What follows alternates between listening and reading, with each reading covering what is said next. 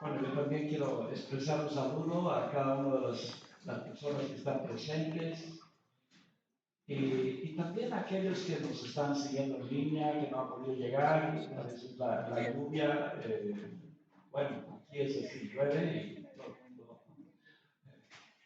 no siempre hay posibilidades de desplazarse, ¿verdad? Entonces, bueno, así como oraba David, creo que un minutito también me acompañen orando por esta palabra, ¿no? O sea, quería realmente agradecer al Señor por su gracia, o sea, por esa gracia inmerecida que realmente todos los días tenemos. O sea, eh, gracias a Dios por la lluvia, gracias por el sol, gracias por toda esa vegetación, esos animales. Qué gloria, todo lo que él realmente ha creado, ¿no? Y parte de esa gracia eh, es su palabra, ¿no? Él nos da su palabra y que podemos revisarla y mirarla. Y vamos a pedirle, agradecerle y realmente pedir que esa palabra sea guardada en nuestros corazones.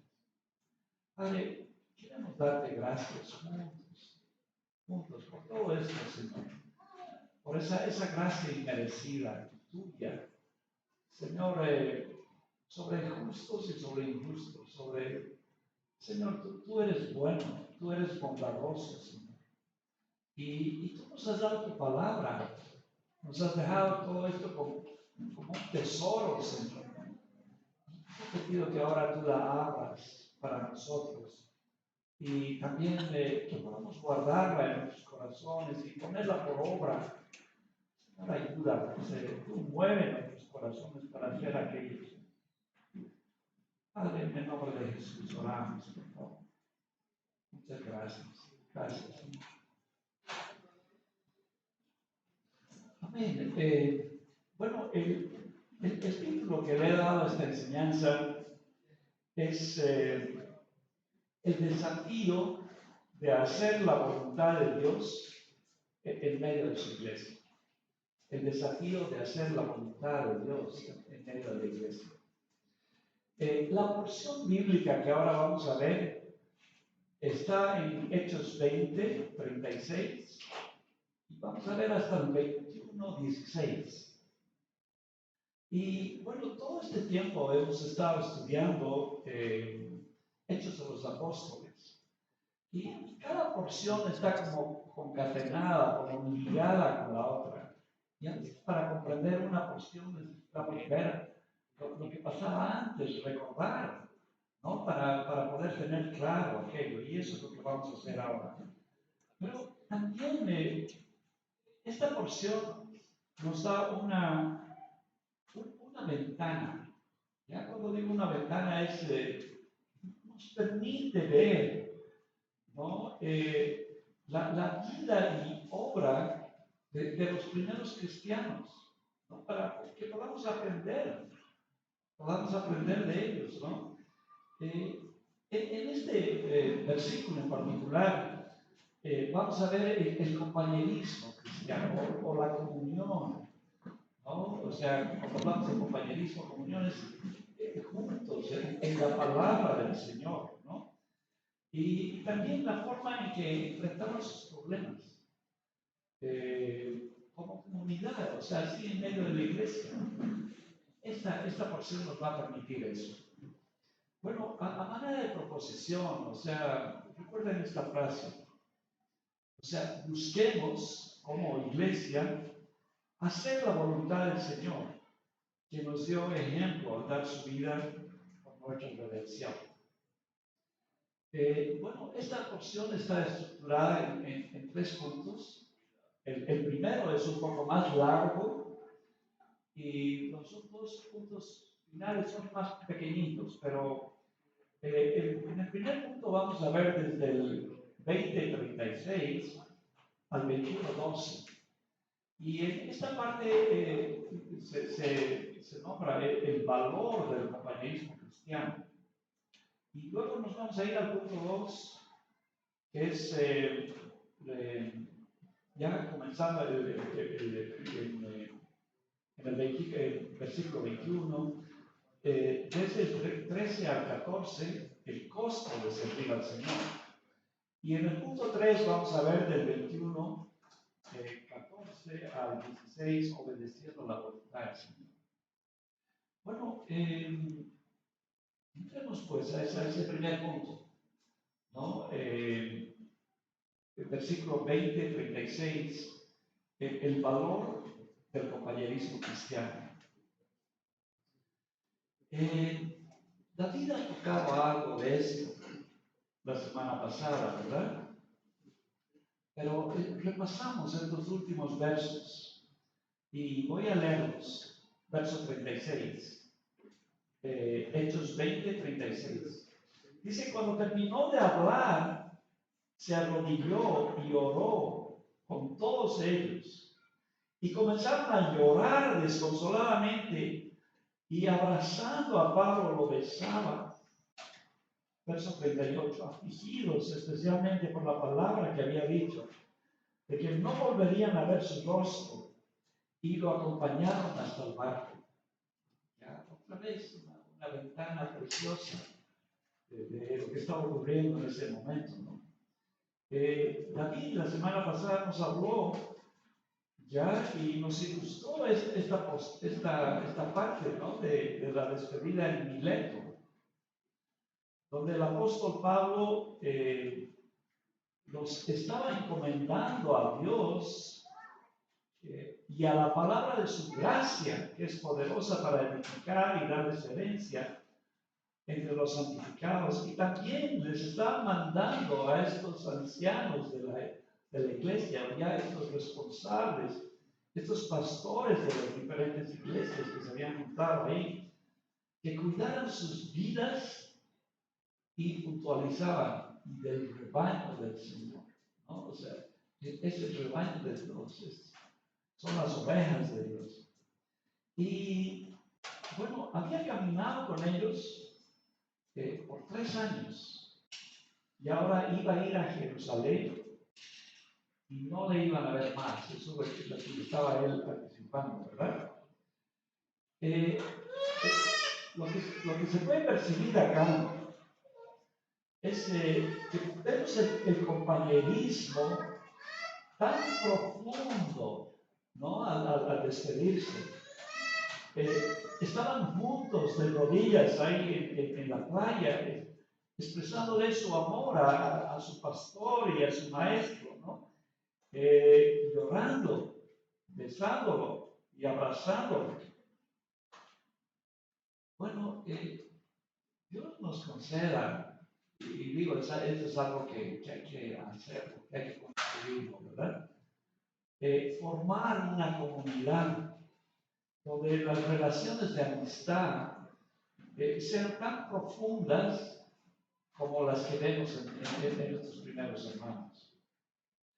Bueno, ahora, antes de que entremos al capítulo 20, Hechos 20, perdón, al 21, quiero que recordemos algunas porciones de la palabra que ya hemos visto anteriormente, ¿ya? Pero que Lucas había notado con intencionalidad, ¿verdad? Porque nos van a dar luz para poder entender este capítulo 21. Bueno, por un minutito vamos a ver Hechos 19, 21, este verso nada más. Dice, pasadas estas cosas, Pablo decidió, y escuchen, en el espíritu, ir a Jerusalén, después de recorrer Macedonia y Acaya, diciendo, después que haya estado allí, debo visitar también Roma. ¿Ya? Bueno, aquí Pablo estaba en Efeso todavía, ¿ya? Antes de esa despedida de Mileto. Estaba en Efeso y por primera vez manifestaba su intención de visitar tanto Jerusalén como Roma, ¿ya? Y lo que quiero hacer notar es que Pablo dice que decidió en el espíritu, antes de que hubiera ese conflicto en Éfeso. nos estaba mostrando que el Espíritu Santo estaba guiando a Pablo en esa decisión. ¿Ok? Bueno, ahora vamos a ver el siguiente verso de Pablo, que también se expresa, ya, una vez que, después de haber visitado Macedonia y, decíamos, esa es la cabeza de Europa prácticamente, y había bajado a Acaya, que es Grecia, ya, y había estado en Mileto, y aquí al despedirse de los ancianos en el verso, en Hechos 20, 22 y 23, leamos. Dice, y ahora he aquí, dice, yo, dice, atado en espíritu voy a Jerusalén. Ya esa palabrita de atado. Sin saber lo que allá me sucederá. Salvo que el Espíritu Santo solemnemente me da testimonio en cada ciudad, diciendo que me esperan cadenas y aflicciones. Bueno, este verso está diciendo que él está, cuando dice atado, dice que está obligado, está impulsado, ya casi dirigido, ya por el Espíritu Santo para ir a Jerusalén. Y que en cada ciudad que él estuvo visitando, ya los hermanos están profetizando cadenas y aflicciones. Bueno, con esto en mente, ahora vamos a leer el capítulo 21. Hechos 21, verso 1. Dice, después de que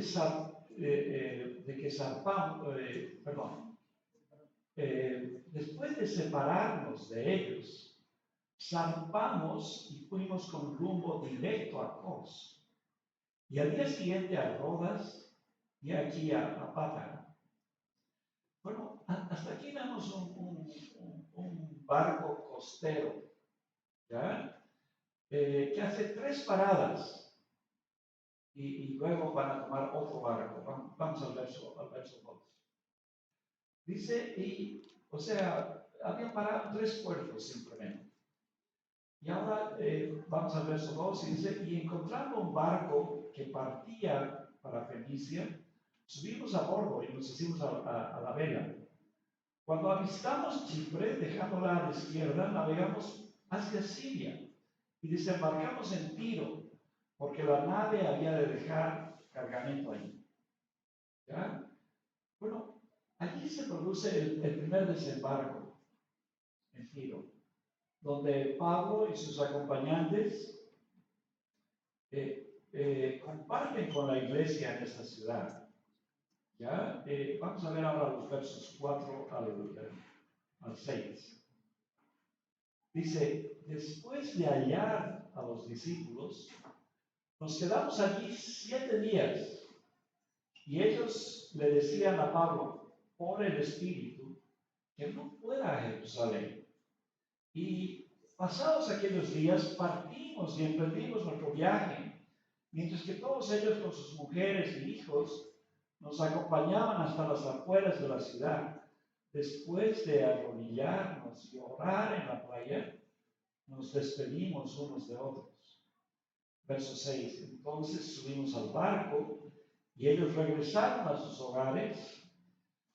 Bueno, ahora ya que analicemos un poquito esto, esos 3 versos.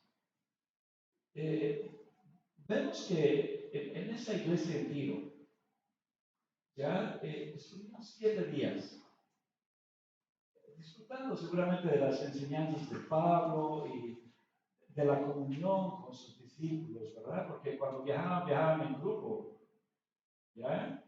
Y luego estos hermanos le dan a Pablo su perspectiva, ¿ya? Respecto de su viaje a Jerusalén. El punto es que en el verso 4, ellos le están diciendo, por el Espíritu Santo, que no fuera a Jerusalén. Bueno, aquí toca aclarar que allí había personas que profetizaban, y le estaban dando una palabra a Pablo.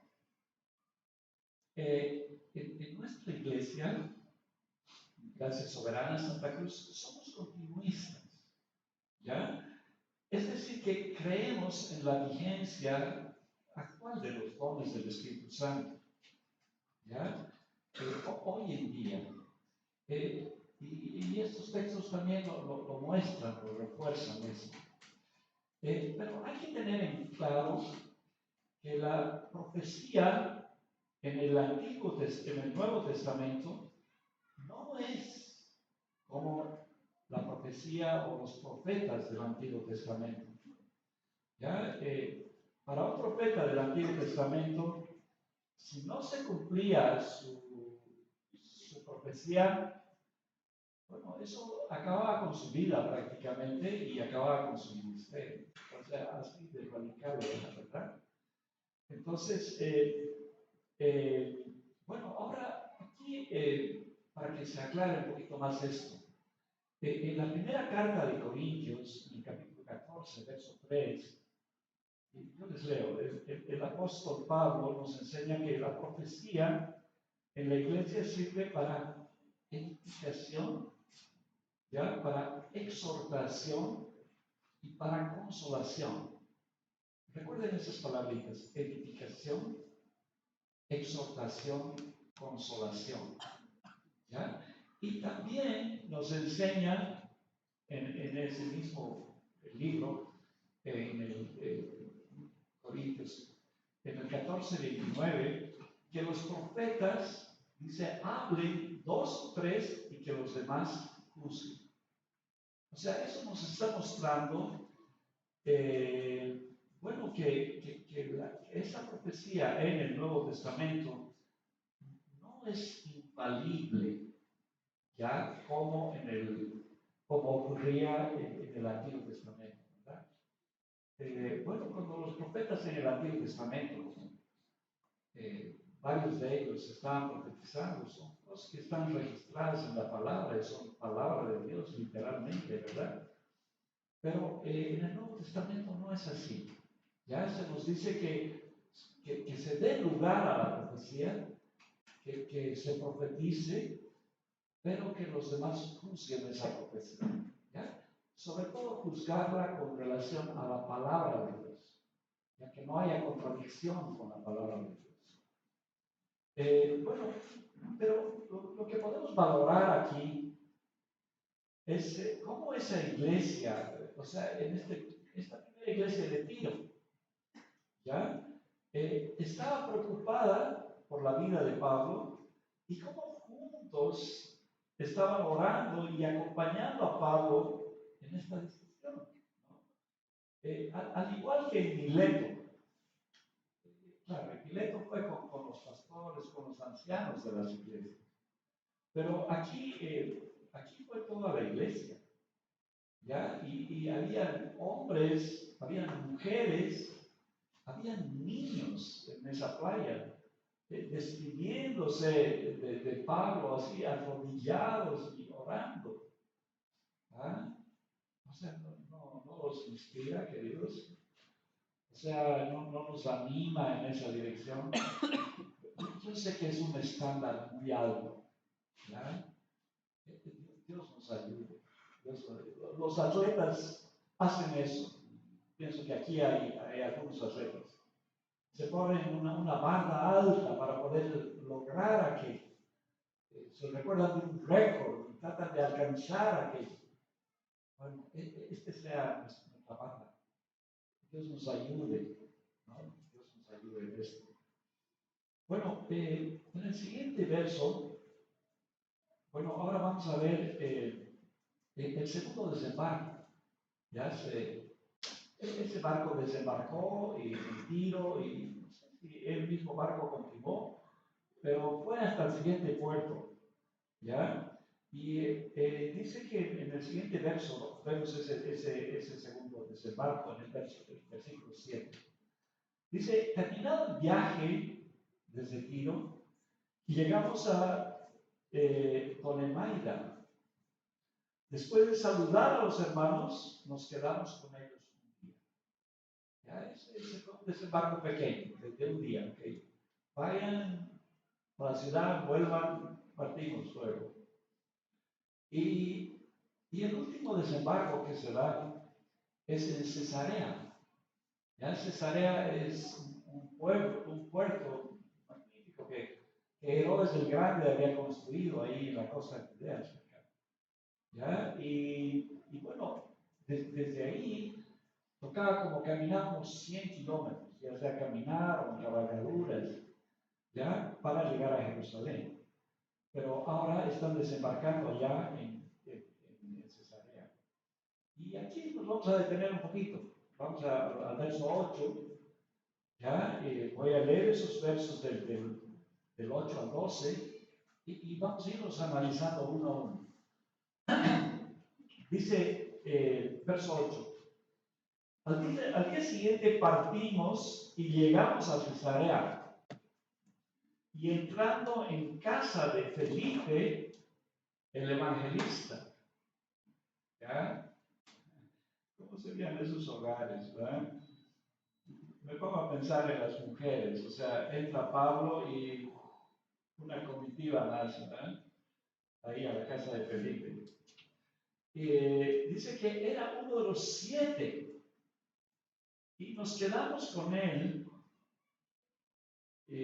verso 9. Este tenía 4 hijas doncellas que profetizaban. Verso 10. Y deteniéndonos allí varios días, descendió de Judea cierto profeta llamado Ágabo, a quien vino a vernos, y tomando el cinto de Pablo, se ató las manos y los pies y dijo: así dice el Espíritu Santo, así atarán los judíos en Jerusalén al dueño de este cinto y lo entregarán en manos de los gentiles. Verso 12. Al escuchar esto, tanto nosotros, fíjense, ese nosotros está incluyendo a Lucas, ¿ya? Como los que vivían allí, le rogamos que no subiera a Jerusalén. Bueno, vayamos analizando ese verso 8 ahora, ¿ya? O sea, aquí se está haciendo referencia a que se hospedaron en la casa de este Felipe, el evangelista, ¿verdad?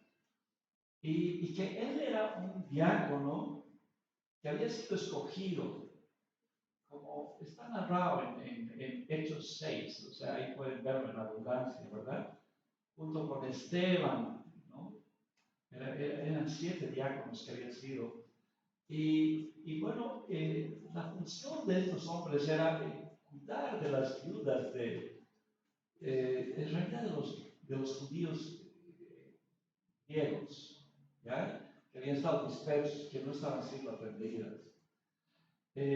Bueno, este hombre, que poderosamente también había sido utilizado para evangelizar Samaria, ¿ya? Y también para compartir con un etíope que estaba, ¿no? ¿Se acuerdan? En su carro.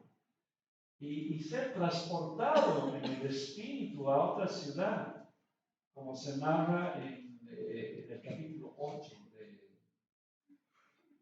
Hechos. ¿No les gusta el libro de Hechos? ¿Ah? A mí me ha apasionado verlo así, parte por parte, me ha abierto los otros libros. Realmente es una joya este libro, ¿verdad?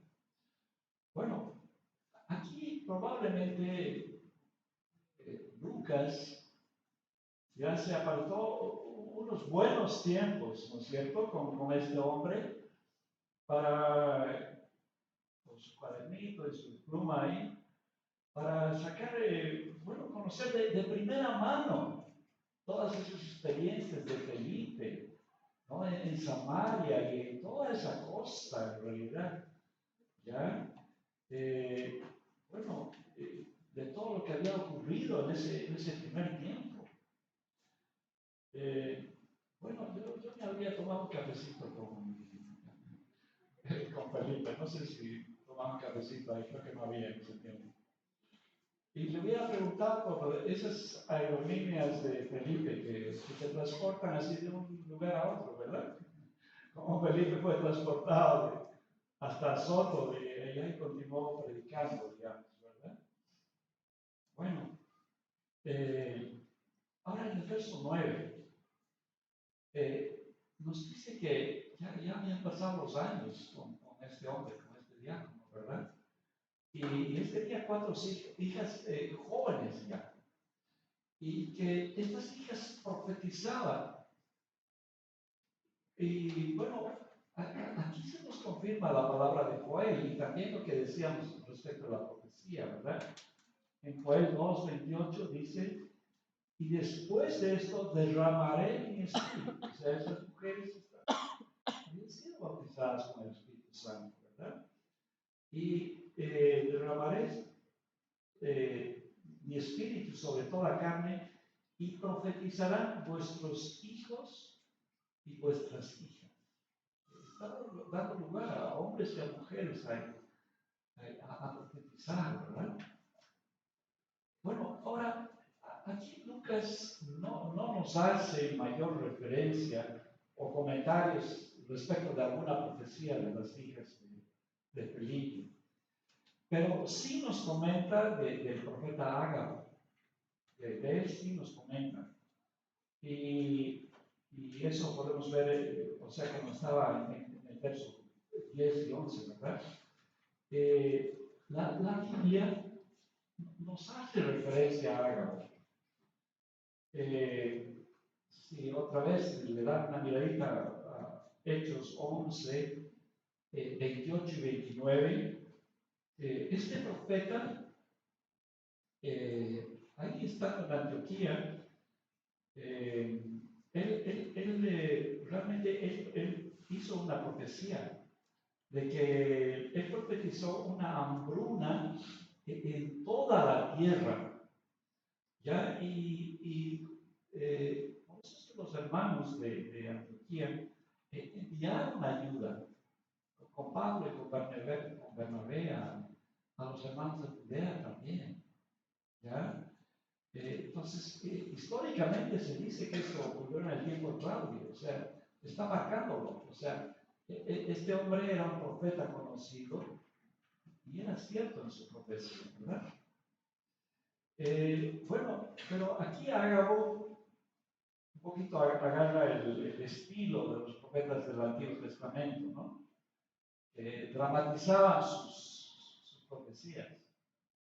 Lean Isaías, lean Ezequiel, lean todas esas y iban a ver cómo los profetas hacían, mostraban, a veces dramatizando, ¿no? Ilustraban sus profecías, ¿verdad?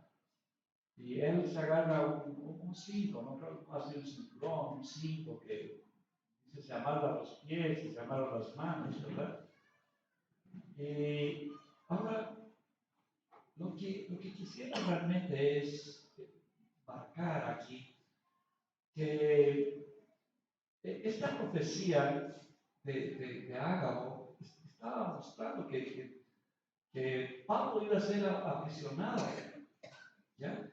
Pero no le estaba él prohibiendo que vaya a Jerusalén, no le estaba diciendo, no vayas a Jerusalén, que va a ocurrir esto. No, le dice, así ocurrirá. Ahora, también, o sea, no se cumple estrictamente al pie de la letra la profecía, porque los judíos en realidad lo agarran a Pablo, pero querían matarlo. O sea, no tenían intenciones buenas con él. No querían amarrarlo solamente y guardarlo, no. Ellos querían matarlo y en eso viene la guardia romana y lo liberan. Ya dice que bueno, más adelante vamos a ver eso, cómo lo liberan y también su ciudadanía romana. ¿No? Pablo era de Tarso. Él había recibido ciudadanía romana ya de sus padres. Entonces, eso lo libra, ¿verdad? Pero solamente ese puntito, o sea, la profecía de Ágabo nos da un pantallazo, muestra, ¿ya? No le está prohibiendo, a Pablo que suba, ¿verdad?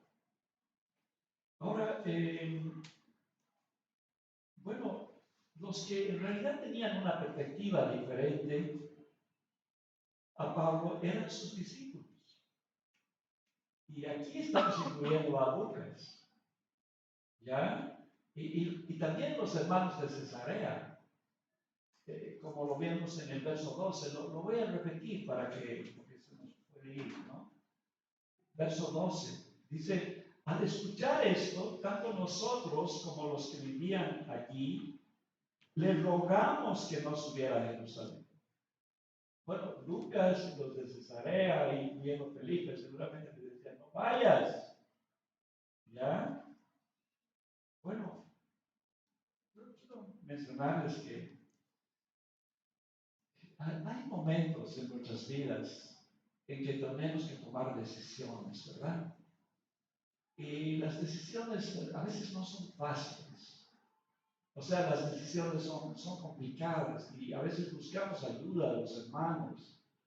Y bueno, este era el caso. Estaba en un momento difícil, Pablo. ¿Ya? Y acá habían perspectivas diferentes.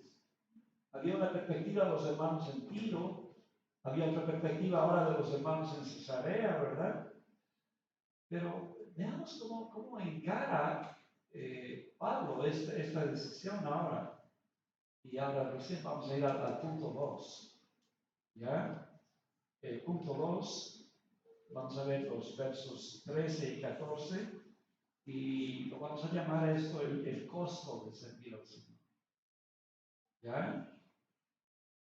Dice el verso 13.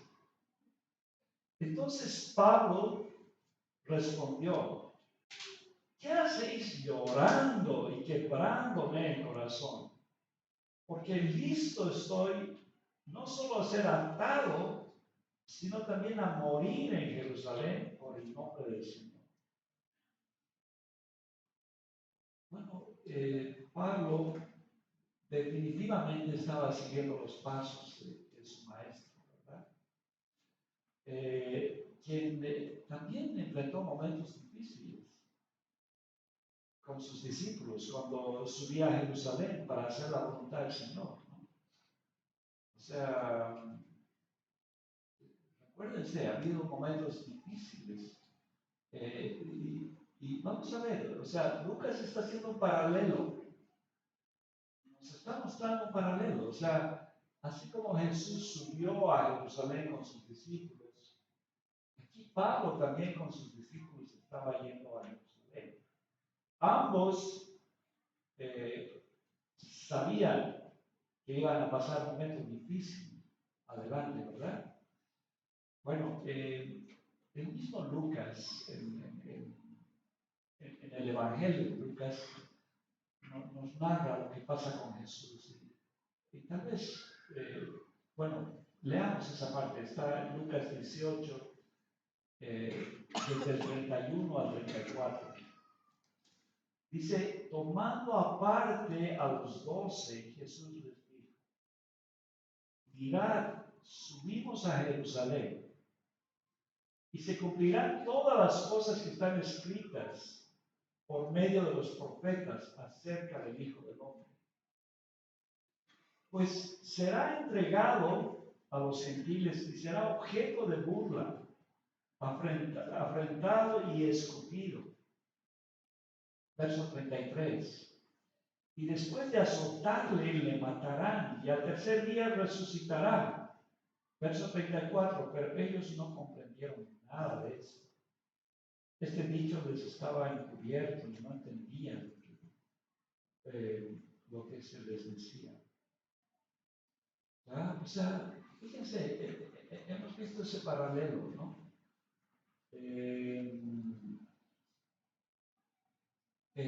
Pablo también estaba, así como Jesús había pasado ese tiempo difícil con sus discípulos. y había tenido que mirar a Jerusalén, tomar una decisión, ¿no? Recuérdense en la cena del Señor. Recuérdense también en Getsemaní, que es tan clave. Por favor, vengan y oren conmigo, ¿no? Y los otros durmiendo, ¿verdad? Voy a ir, va a ocurrir esto, y los otros no entendían, ¿verdad? Bueno, así está ocurriendo también con Pablo en este momento, en este lugar. Pero Pablo estaba convencido que el Espíritu Santo le había guiado en esta decisión. ¿Ya? Y él estaba dispuesto a pagar cualquier costo, el costo que sea necesario para hacer la voluntad de Dios. ¿Ya? El Señor nos ayude cuando enfrentamos decisiones nosotros también, ¿no? Nos ayuda a estar sensibles al Espíritu Santo. O sea, qué difícil, ¿verdad? Qué difícil discernir a ratos cuando uno tiene que hacer una decisión. Qué difícil discernir, ¿no?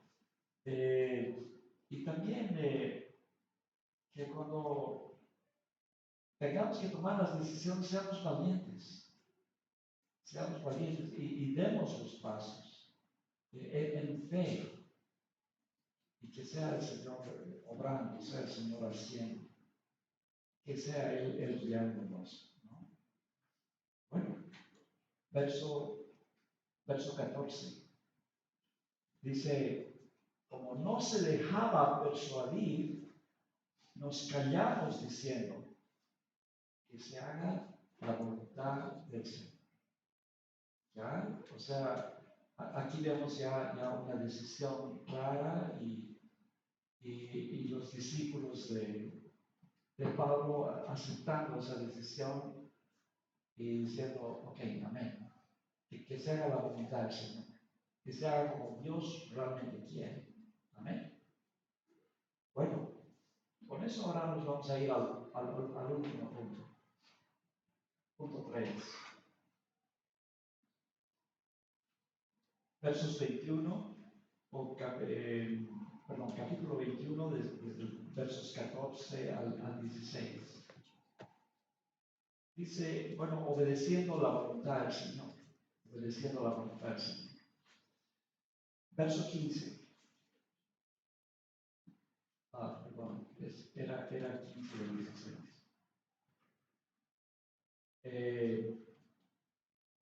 Después de estos días, nos preparamos y emprendimos el camino hacia Jerusalén.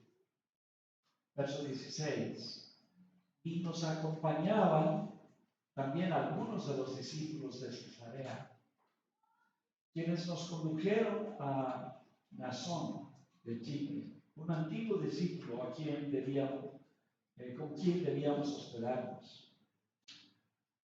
Bueno, una vez más, vamos a ver cómo, si bien Pablo estaba en un momento difícil, estaba con sus hermanos y con sus amigos, y lo estaban acompañando. Ya les digo, eran 100 kilómetros.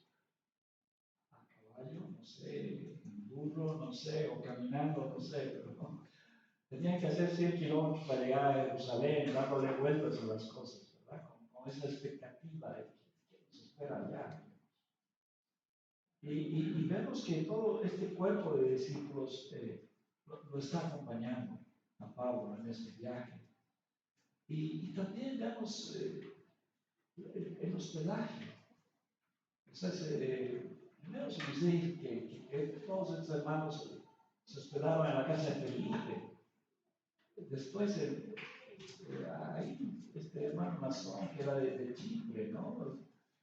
¿Se acuerdan? Bernabé era de Chipre y era el primer viaje misionero, es lo primero que había tocado. Y cómo habían evangelizado ese lugar, ¿verdad? Este era de los primeros. Pero ahora está viviendo ahí en Jerusalén. Y ahí se iban a hospedar con este hombre, ¿verdad?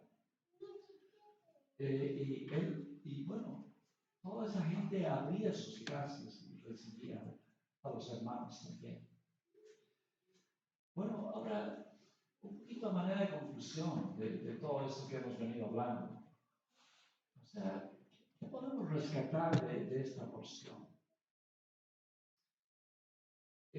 Bueno, yo veo la importancia de construir relaciones de compañerismo y comunión en la iglesia.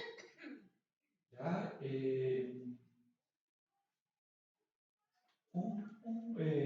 O sea, bueno, esto es algo que vamos a tener que trabajar de a poco, ¿ya? Y como hormiguitas. No es algo que tiene que hacer el pastor con cada una de las ovejas, no, o sea, son entre todos. O sea, una comunión, o sea, el trabajar juntos, el crear vínculos juntos, día a día, ¿no?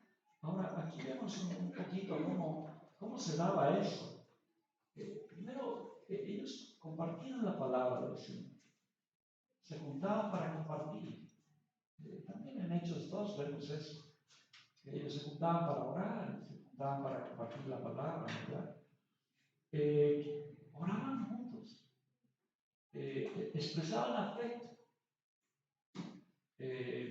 eran hospitalarios y oraban por decisiones conjuntas, mutuas y situaciones difíciles. Entonces, ese es un primer punto esa barba que el Señor nos pone delante, que el Señor nos ayude, ¿no? Con el tiempo a establecer una familia, ¿ya? Como iglesia realmente. Bueno, también un segundo punto, debemos aprender a discernir la voluntad de Dios y la guía del Espíritu Santo individualmente y como iglesia. ¿Ya? Yo sé que en la parte de profecía todavía no hemos dado muchas pautas. Necesitamos dar una enseñanza mayor y luego aprender a cómo manejarnos en eso. Pero es un don y es una gracia que está en medio de la iglesia y que es tan refrescante y es de tanta ayuda también en determinado momento. Pero Dios nos ayude individualmente y también como iglesia en esta parte de discernir la guía del Espíritu Santo, la voluntad de Dios, ¿ya? Juntos. Bueno, también siguiendo la vida de Jesús, sus discípulos, y ahora como hemos visto Pablo, ¿verdad? De estos hombres admirables que han dado sus vidas para construir el Evangelio de nuestro Señor. Ya, en este tiempo, bueno, a veces yo he tenido momentos difíciles y junto con mi esposa, o sea, le pedía, por favor, léeme la biografía de Lutero. Leíamos bueno, son biografías que te hacen llorar. A ver, léeme la biografía de Calvino, o sea, y de Agustín. ¿Me comprenden? O sea, hemos comenzado a leer así varias biografías y hay sitios donde uno puede leer biografías. Ya, Nicolás tiene un sitio donde hay presentadas, pueden ver una biografía de Spurgeon, ¿no? de hombres así tan admirables que realmente han dado sus vidas. ¿Ya? Hombres queridos que han dado sus vidas por el Evangelio. No han sido vidas fáciles, pero han llevado fruto para la vida eterna. ¿Amén? Bueno, y por último, recordémonos la proposición que habíamos marcado. ¿Ya? Busquemos como iglesia, hacer la voluntad del Señor. Ya que nos ha dado un ejemplo al dar su vida por nosotros. Amén. Amén. Vamos a orar al Señor y voy a pedir que los músicos pasen. Y después de que tengamos ese tiempo de alabanza, le voy a pedir nuevamente a David que venga. Amén. Señor, qué privilegio que tú nos has escogido y qué privilegio que tú nos has traído a tu iglesia. Pero qué desafío